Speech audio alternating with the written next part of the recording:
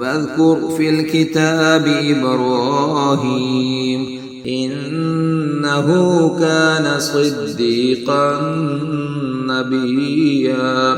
إذ قال لأبيه يا أبت لم تعبد ما لا يسمع ولا يبصر ولا يغني عنك شيئا يا أبت إني قد جاءني من العلم ما لم يأتك فاتبعني أهدك صراطا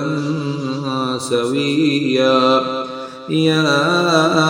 أبت لا تعبد الشيطان إن الشيطان كان للرحمن عصيا يا أبت إني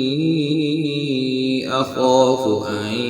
يمسك عذاب من الرحمن فتكون للشيطان وليا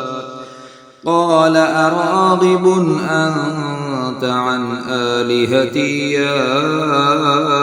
إبراهيم لئن لم تنته لأرجمنك واهجرني مليا قال سلام عليك سأستغفر لك ربي إنه كان بي حفيا وأعتذلكم وما تدعون من دون الله وأدعو ربي عسى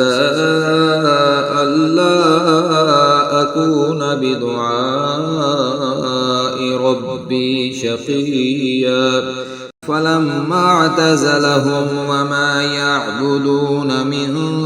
دون الله وهبنا له إسحاق ويعقوب وكلا